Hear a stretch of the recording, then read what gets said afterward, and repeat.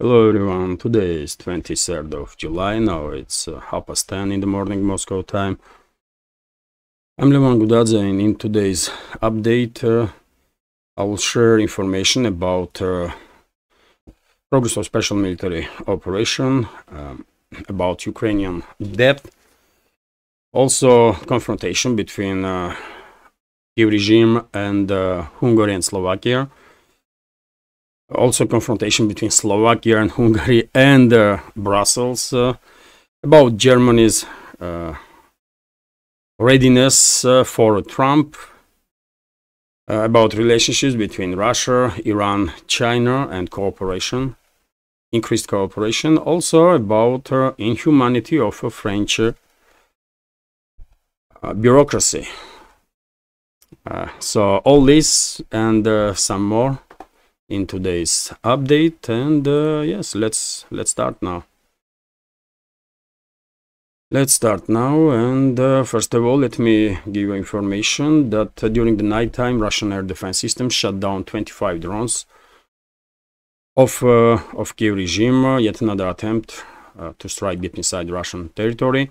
Unfortunately, some drones managed to bypass air defense systems, and on one of the outlets this morning I read information that needs official confirmation. I read information that one of the Ukrainian drones targeted a ferry in the Krasnodar region, and as a result of this strike, a number of civilians were wounded, and at least one civilian was killed. Yet again, information needs additional confirmation, but media outlet was a serious one, so I guess unfortunately this information is correct. Also, TASS news agency is reporting about yet another US-made M1A1 Abrams tank that was destroyed by Russian armed forces in Progress area. Progress is, of course, Avdiivka sector of the front line, and this settlement Progress under Russian control now, according to some reports, and well, this is the direction where that Abrams was destroyed. I shared video on my Telegram channel. Russian forces destroyed that Abrams with FPV drones. Also, by the way, we have this information from RT that Ukraine writes off billions in debt. So Ukraine reached an agreement in principle with a group of foreign investors to restructure its 20 billion US dollar debt, as Kyiv tries to retain access to international markets. The government official has announced bondholders, including US financial giant BlackRock and PIMCO, as well as a French asset manager Amundi, granted Ukraine a 2-year debt freeze in February 2022, when the conflict with Russia broke out. The bondholders committee, which controls 25% of bonds, has agreed to accept losses of 37% or 8.7 billion on the nominal value of their debt, according to statement with the terms of accord published on the London Stock Exchange. The International Monetary Fund repeatedly confirmed that the deal was compatible with the parameters of 122 billion aid package to Kyiv. Both the IMF and the country's creditors, which include the US and the Paris Club, have signed off on it, according to a statement. So Kyiv expects this discount to help it save tens of billions in payments in the coming years. This is an important stage in a debt restructuring process, which will save 11.4 billion in debt servicing over the next 3 years, and 22.75 billion until 2033, Prime Minister Denis Shmyhal wrote on a telegram on Monday. So basically, we all know that the regime is unable to service its loans, unable to pay back anything really. It's Western states that pay for Kyiv regime, literally for everything. It's a Western, it's a citizens of the collective West that are paying for salaries of Kyiv regime's bureaucracy, Kyiv regime's armed forces, Kyiv regime's infrastructure workers, and for everybody. It's Western taxpayers that are paying for it, and Western taxpayers are paying for service loans that Kyiv regime took, and the Western taxpayers will pay these loans to be eventually, sometime in the future, will be repaid to the creditors. It's all on Western taxpayers, by the way. Kyiv regime not gonna pay a single penny because they don't have they don't have one. The NOST is reporting that Latvia is preparing. I'm exaggerating. Obviously, Kyiv regime does make some money. They still sell something in Europe. They are flooding Europe with their cheaper and quite poor quality agricultural produce, some other stuff. But of course, after all, IMF itself was saying that without foreign aid, financial aid, Kyiv regime would not survive for more than a couple of months. So I guess 70–80% of funds that Kyiv regime is operating with comes from Western taxpayers. The NOST report here that Latvia is preparing a new defense line on the Russian border, and this is the picture, by the way. They are putting some dragon teeth on a borderline. I mean, okay, do it. I don't think anybody cares here in Russia about Latvia's defense lines or about Latvia itself. I mean, you should be grateful, Latvia, if we will pay attention to you. I mean, if you did not make any noise, we will gladly forget that you all exist. We don't care about you, Latvia. We don't want to hear anything about you, Latvia. And trust me, we don't want nothing of you, Latvia. Just stay away from us, for God's sake, man. We don't care about you. Just, live with it, man. What the hell, man? Why these quasi-states are so self-focused that, that they think that the entire universe is circling around them, and they are so important? No, they are not. Unbelievable, man. And, let them go full crazy mode, man. Who cares? RIA Novosti is also reporting that 2 EU member states complaining in the European Commission about actions of the Kyiv regime, which blocked oil pipeline through which Hungary was receiving Russian oil. Unfortunately, European Commission probably will do nothing to resolve this issue, because most likely it was Brussels that recommended Kyiv to shut down that pipeline, to impose some additional pressure on Hungary and a number of other countries, because we all know attitude of Brussels and unelected bureaucrats there towards policies of the Hungarian leadership. So no surprises there. Also, by the way, Hungary also not just complaining about actions of Kyiv regime, but taking actions on its own and blocking a transfer of funds from the so-called peace fund for weapons for Ukraine, for the Kyiv regime. This saga is going on for quite a while now, when Hungary is blocking allocations of additional funds for certain periods of time. Then Brussels manages to force Hungary to agree on Brussels' demands, but then the story repeats itself, and now new stage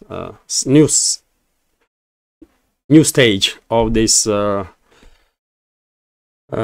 story, let's say this way. And Borrell, by the way, said that these funds supposed to be a compensation for EU member states for weapons that they already delivered to Kyiv regime, not for additional weapons. But who gonna trust Borrell, by the way.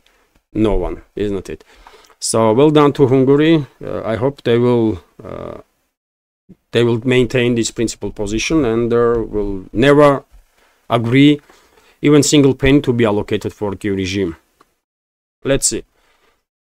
Also, Borrell, by the way, head of EU diplomacy, made a statement that in the first week of August, most likely, first tranche of stolen Russian assets will be given to Kyiv regime, 1.4 billion euros.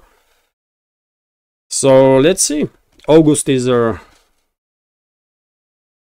almost here, and we will see. Of course, this is gonna be final straw for reputation of the financial and the banking system of the Western world that is weaponized immensely, and I guess no one in this world has any trust in it. And by the way, this 1.4 billion euros that Brussels plans to allocate for Kyiv regime is profits from Russian frozen assets.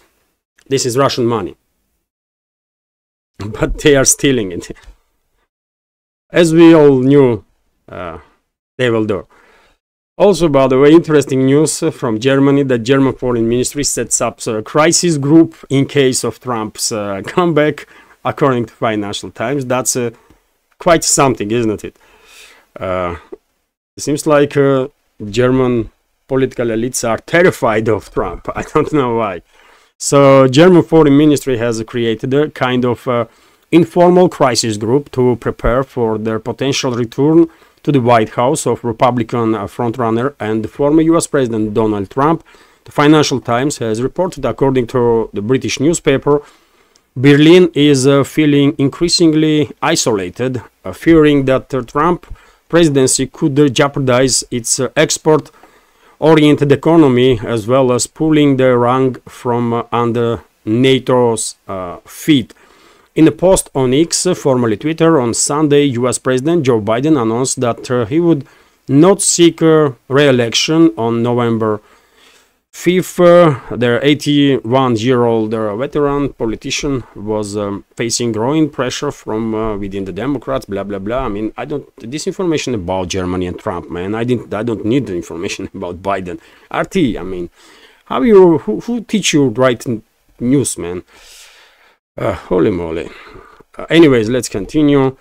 In an article on Monday, the Financial Times claimed that diplomats are scrambling to prepare for a scenario that inspires deep unease in Berlin.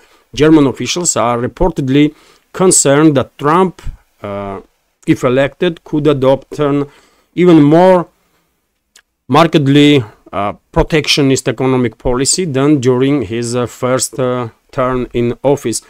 The GOP frontrunners threats to slap 10% tariffs on all imports is particularly unsettling for Berlin, the article suggests. So, well, if the German government really cared about Germany's economy, they should act differently, especially in regards to relationships with Russia. But I mean, right now it's just too little, too late. No matter who's going to be president of US, German economy is doomed to fail. By the way, German economy is for quite a while now on the edge of recession, and some may argue that Germany's economy is in recession. Just government's manipulation with the numbers keeps this official rate a little bit above recession, which is don't make Germany's economy look any good, really, any better. So yes, that's the information when it comes to Germany paranoia of German officials in regards to Trump and his possible policies. Also, TASS news agency is reporting that Russia and Iran are finalizing. I transferred this, by the way. So Russia and Iran have completed preparations of a comprehensive cooperation agreement, which will be signed shortly. And by the way, when it comes to Iran, I just shared this news this morning that Iranian Minister of Petroleum Javad Ovi announced that Moscow and Tehran have reached a strategic agreement on Russian gas exports to Iran. And we are talking about, by the way, some 110 billion cubic meters of gas per year. So under the auspice of this deal, Iran may start receiving vast quantities of Russian natural gas, possibly up to 300 million cubic meters per day, or nearly 110 billion cubic meters per year, which is approximately 45% of Iran's current gas consumption and roughly equals to maximum output of the new defunct Nord Stream 1 and 2 natural gas pipelines. The project is also going to involve the construction of a natural gas pipeline across Iran from north to south, with the annual revenue of this venture being estimated at about 10 to 12 billion US dollars, the Iranian news agency IRNA reported. So yes, by the way, Russia and Iran cooperation between the two are increasing, which is great news. This increased cooperation, of course, will benefit both countries first of all, and also entire regions, by the way. Also organizations that Russia and Iran are part of, including BRICS, of course. So great news there.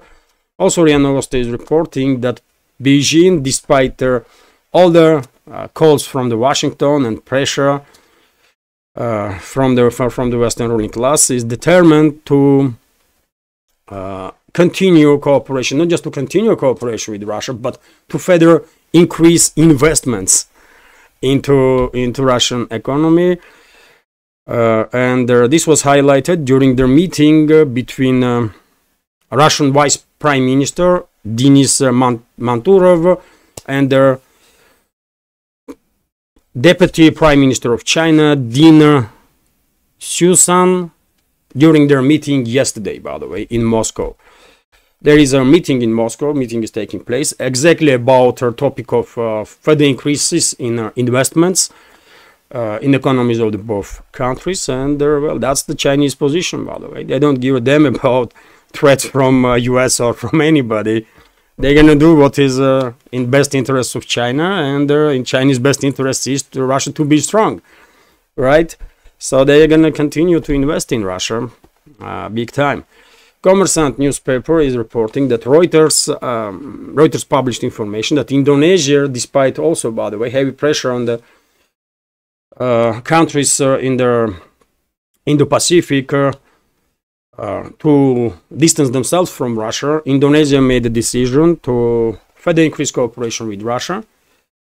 And for example, Indonesia plans to also start buying Russian oil in vast quantities, and this will start from September.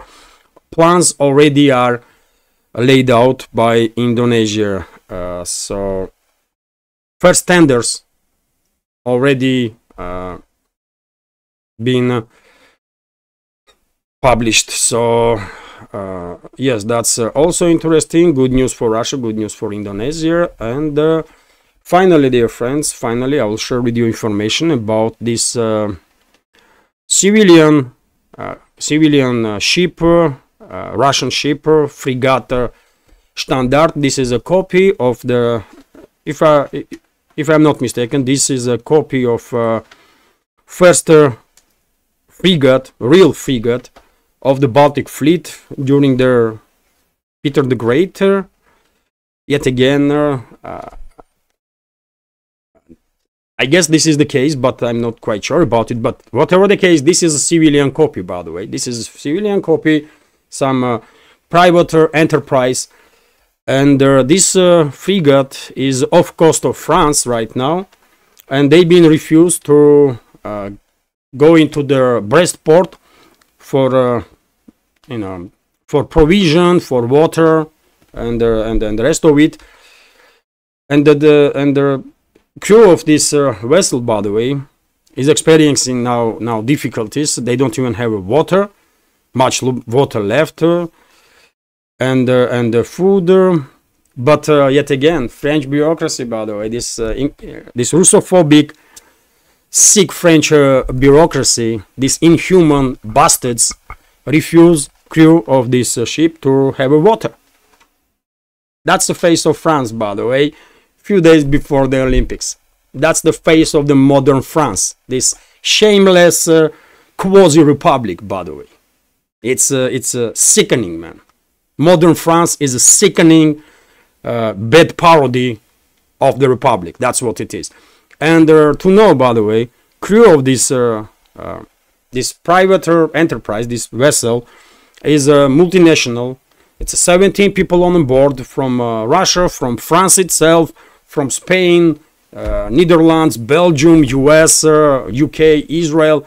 These are people, by the way, that love history, and there are, you know, sailing worldwide on this nice-looking copy of the historical vessel. And the French bureaucracy refused to give these people water, man, and to allow this boat to enter the port.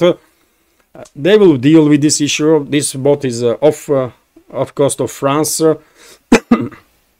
in Atlantic, on Atlantic coast, I believe. And well, at least I guess private citizens of France will provide, will demonstrate their humanity, and they will help this crew to deal with the issues. Probably some private boat owners will reach out and supply them. But yet again, modern France, by the way, as a republic, is just a disgrace.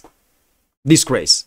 Because this is bureaucracy, isn't it? This is extremely Russophobic, xenophobic, Nazi bureaucracy of France that acting this way, right? Shame on France, by the way. Shame.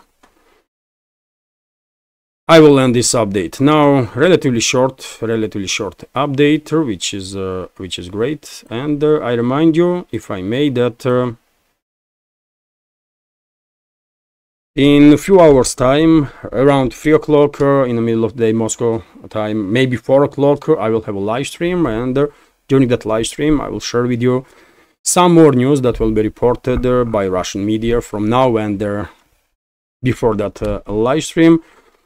So yes, this is it, I guess. I hope you will find this video interesting, and if so, please click that like button, leave some commentary, and share this video with your friends, or at least help me spread the word about my channel. And what else? If you want to support, all the links, by the way, of PayPal, Boosty, Patreon are under this video in the description box and in the pinned comment. This is it. Have a great day, and take care.